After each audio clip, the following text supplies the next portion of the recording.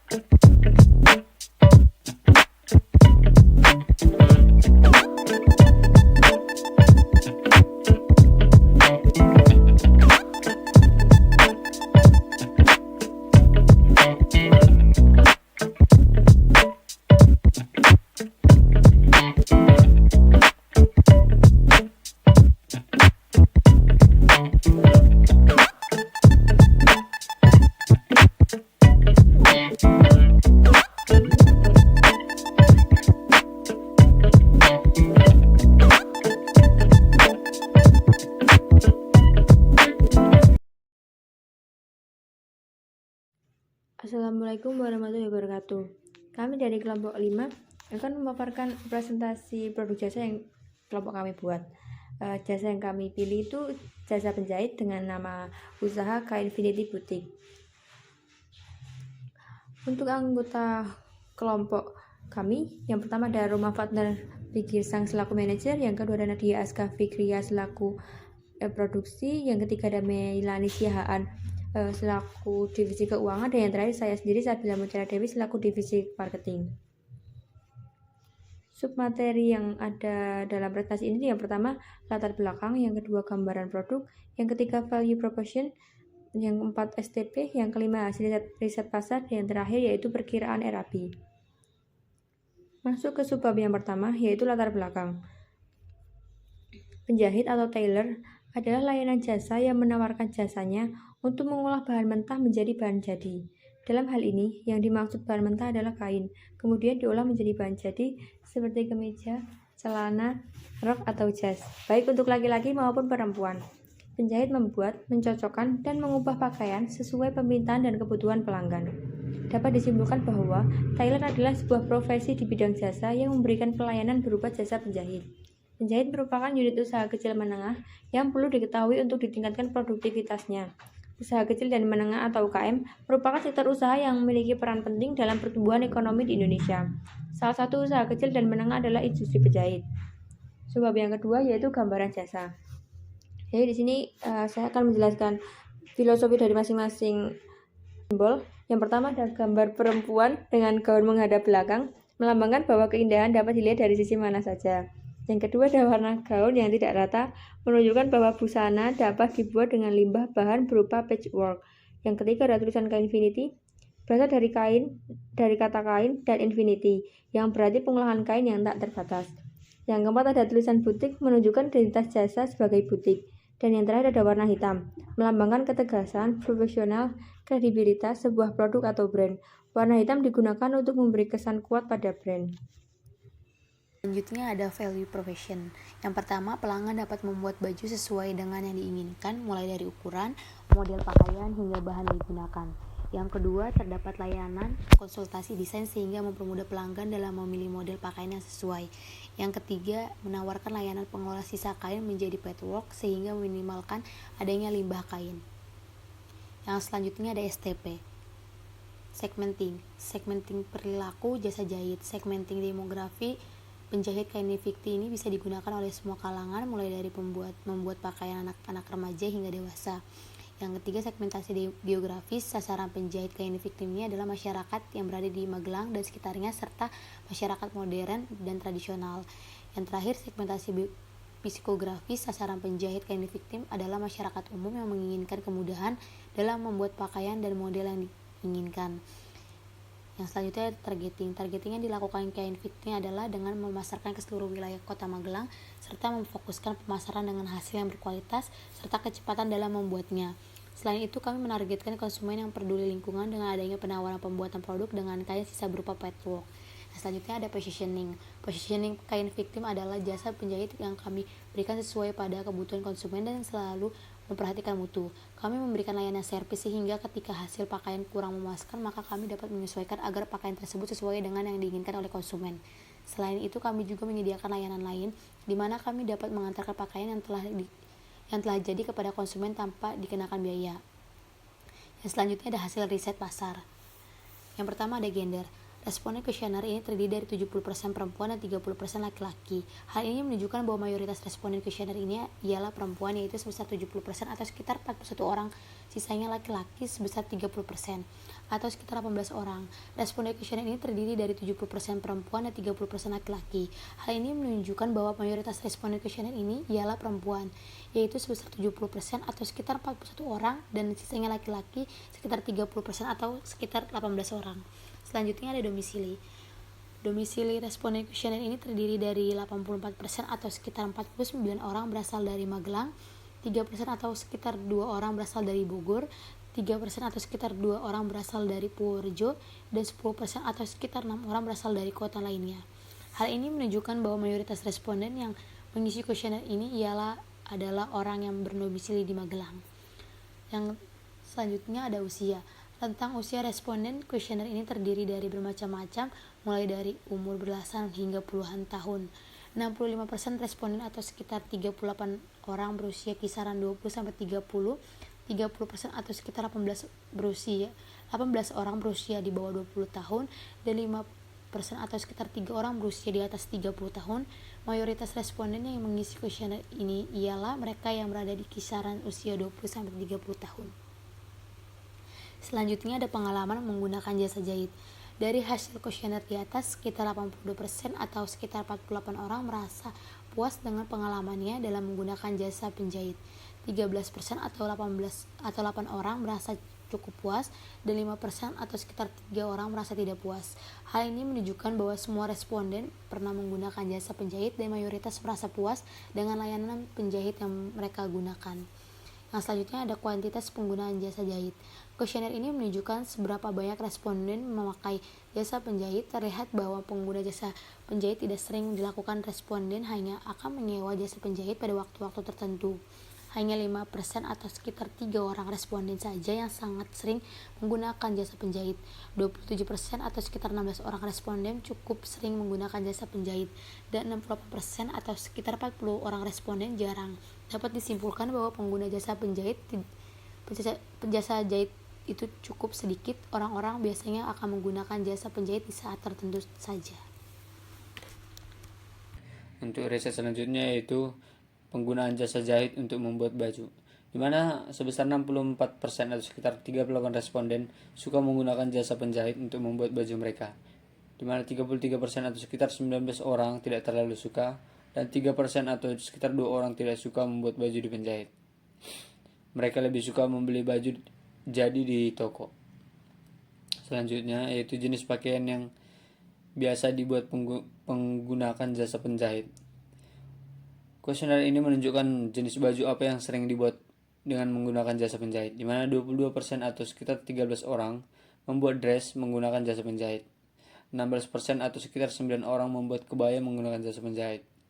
12% atau sekitar 7 orang membuat gamis dengan menggunakan jasa penjahit. 5% atau sekitar 3 orang membuat jas menggunakan jasa penjahit. Dan sisanya yaitu 45% atau sekitar 26 orang membuat jasa dengan jenis lain dengan menggunakan jasa penjahit. Untuk riset selanjutnya itu kisaran harga. Dari diagram di samping terlihat bahwa 40% atau sekitar 24 responden setuju dengan kisaran harga 100 hingga 150 ribu untuk menyewa jasa penjahit dalam membuat baju.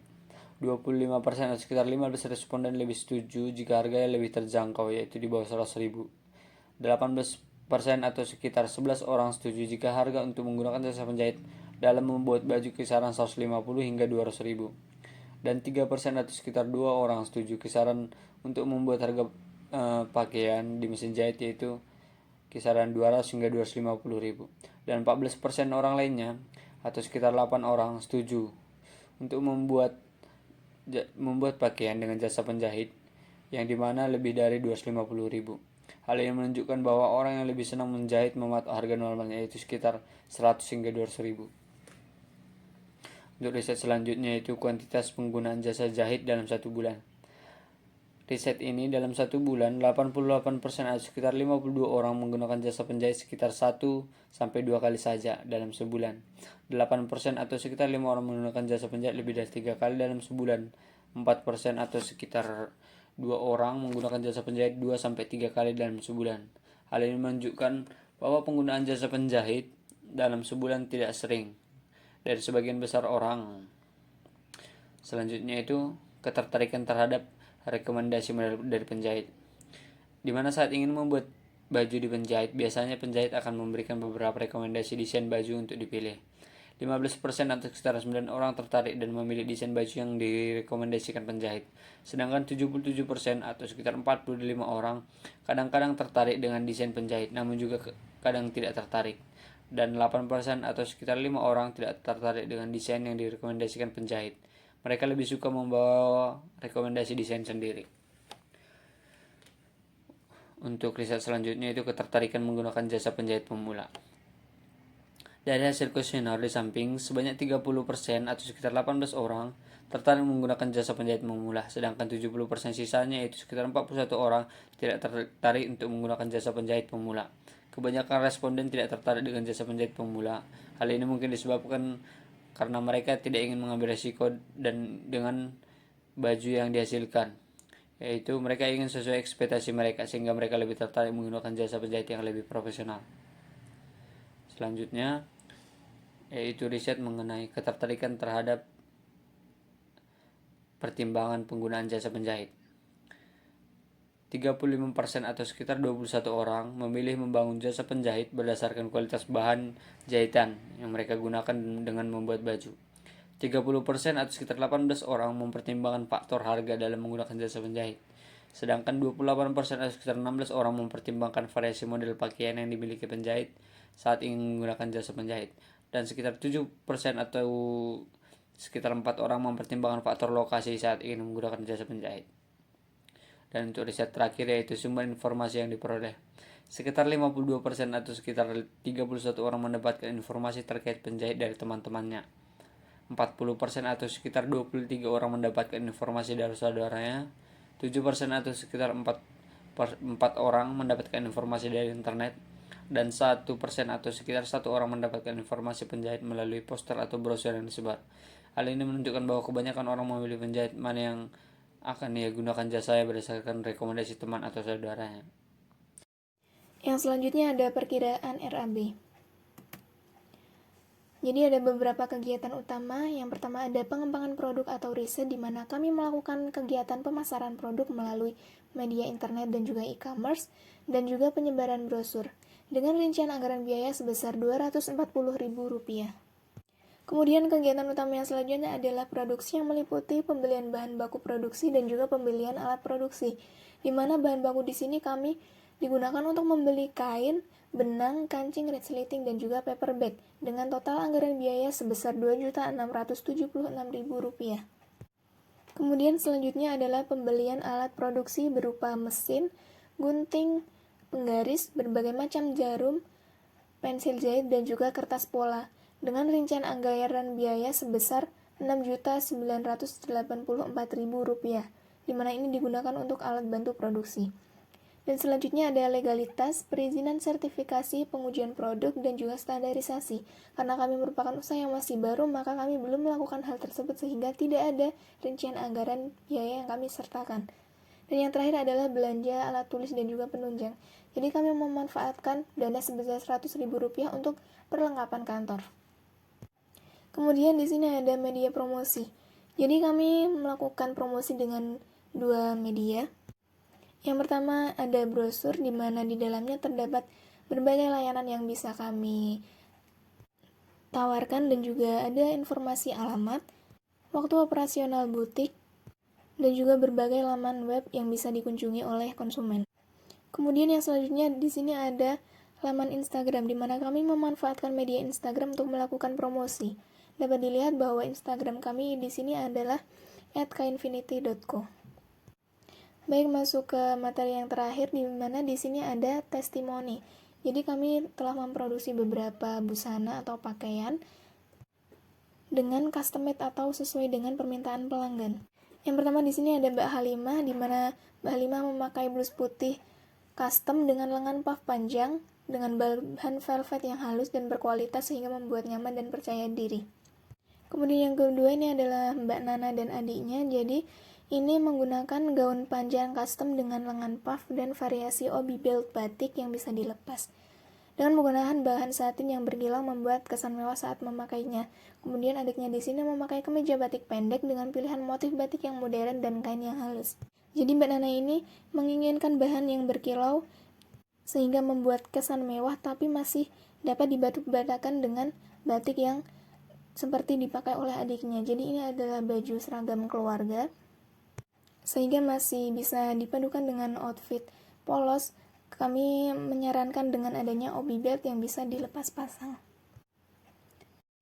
Baik, sekian presentasi dari kelompok kami mengenai produk jasa yaitu Kainfinity. Terima kasih.